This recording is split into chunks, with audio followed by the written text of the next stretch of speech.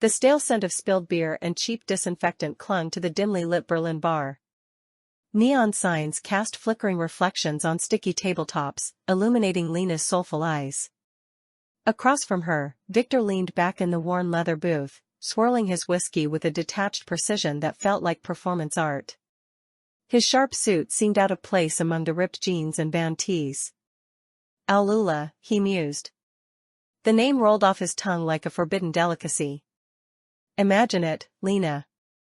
A concert echoing through those sandstone tombs, vibrating in the silence, where even the wells are cursed. The ultimate stage. His eyes gleamed, not with artistic vision, but with the hunger of a man who saw deserts as blank canvases for his own monument. Lena traced the condensation on her glass, her knuckles white. She remembered the NGO reports. Villages near Al Ula suffering droughts, while ancient aquifers remained untouched, guarded by whispers of jinn and divine wrath. People there need water, Victor, not a light show, she countered. Her voice was low, but firm. Your epic spectacle would be salt in their wounds.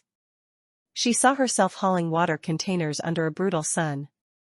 The faces of parched children etched in her memory. This wasn't just another gig. It felt like trespassing on sacred, suffering ground. Victor chuckled. A dry, dismissive sound. Sentimentality, Lena.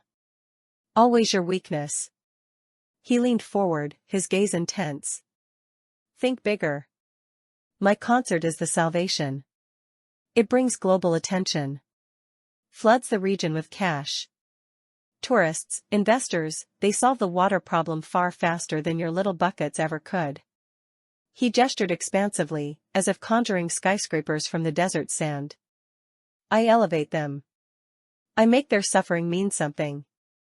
Lena stared at him, a cold knot tightening in her stomach. The neon lights reflected in his eyes like tiny, fractured screens.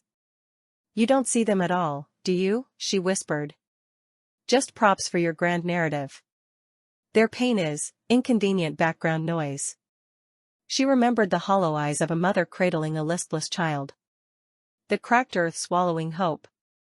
Victor's vision erased that reality, replacing it with a glittering mirage, where he was the radiant center. Victor's smile didn't waver, but his knuckles whitened slightly around his glass. Background noise? His voice dropped, smooth as oil. I'm the amplifier, Lena. Without me, their whispers vanish unheard. My spotlight forces the world to look. Your buckets? Drops in an ocean of neglect. He leaned closer, the scent of expensive cologne cutting through the stale bar air. Admit it. You crave that validation too, the saintly savior hauling water while the world ignores you. Your complex needs mine. Lena's breath hitched. The accusation landed like a physical blow, echoing her own late-night doubts. She saw Victor's reflection warp in the whiskey tumbler, a grinning gargoyle superimposed over memories of dust-choked villages. The bar's chatter faded into a dull roar. You twist everything, she said, her voice scraped raw. Their thirst isn't a metaphor. It's cracked lips and empty cisterns. She pushed her untouched beer aside, the glass leaving a wet ring on the wood. Your spotlight burns. It doesn't heal. Victor's smirk hardened. Naive. Suffering needs spectacle to matter. Your quiet martyrdom changes nothing. He drained his whiskey, the ice clinking like bones. Al Ula happens. With or without your blessing.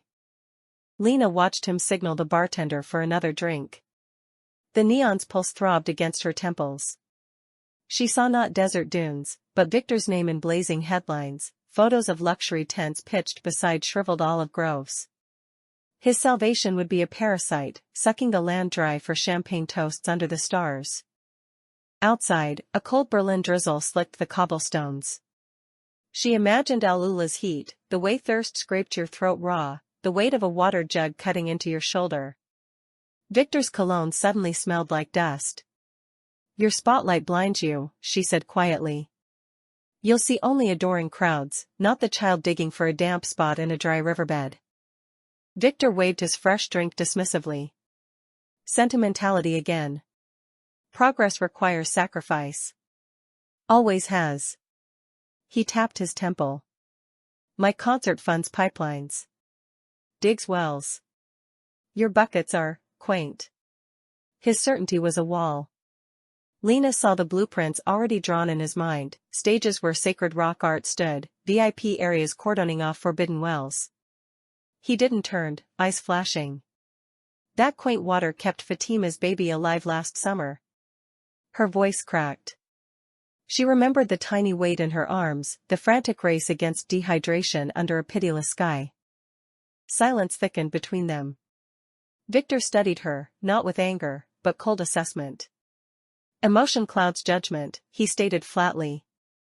Al Ula needs infrastructure, not tears. He slid a sleek business card across the sticky table. The offer stands. Be part of the solution. Or keep hauling your drops. He stood, adjusting his cufflinks with surgical precision. Think bigger than your guilt, Lena. The neon caught the sharp edge of his profile as he turned for the door, leaving the scent of ambition hanging heavy in the beer-stained air. Lena didn't touch the card. The bar's chatter rushed back, suddenly jarringly loud. She felt unmoored, Victor's words echoing alongside the memory of Fatima's whispered gratitude. Quaint. The insult burrowed deeper than anger. She reached for her beer, needing the cool bite, but her hand froze midair. The condensation on the glass wasn't just water droplets anymore. It was thick, sluggish, darkening rapidly like drying blood. A single drop detached, falling onto the wooden tabletop. Instead of spreading clear, it pooled, viscous and unnaturally black, absorbing the dim light. The bartender slammed a clean glass down nearby. The sharp crack echoed strangely, stretching into a low, guttural groan that seemed to rise from the floorboards themselves. Lena froze. Across the bar, a man laughed, but the sound warped, thinning into a high-pitched whine like wind whistling through a deep, empty shaft. He kept laughing, oblivious, his companions joining in, their voices now a chorus of distant, hollow cries. Lena pressed her palms flat against the sticky tabletop, grounding herself. Just exhaustion. Stress but the air felt thick, heavy, pressing in like sand. She glanced at Victor's abandoned booth. The sleek business card lay where he'd left it. As she watched, the crisp white corner nearest her began to darken. Not damply, but as if ink were bleeding upwards from the wood grain beneath it. A slow, creeping stain spread across the cardstock, forming jagged, branching lines like the roots of a dead tree. It reached the embossed gold lettering of his name, Victor Reinhardt, and the gold seemed to tarnish instantly, turning a sickly, verdigris green. Lena blinked rapidly. When she looked again, the card was pristine. White. Gold. Untouched, yet the phantom scent of dry rot and oxidized metal lingered. The bar's overhead fluorescence flickered violently. For a fractured second, the sticky floor wasn't linoleum but sun-baked, cracked earth. The clatter of glasses became the skittering of pebbles down a sheer cliff face. The murmur of German voices dissolved into the dry rasp of wind through ancient sandstone tombs. Lena gripped the edge of the table, her knuckles bone-white. Reality snapped back, the fluorescence steady, the floor sticky again. But her hand, her palm felt gritty, coated in fine, ochre dust that wasn't there. She rubbed her fingers together. Nothing, yet the sensation remained, the grit under her nails, the dryness cracking her skin.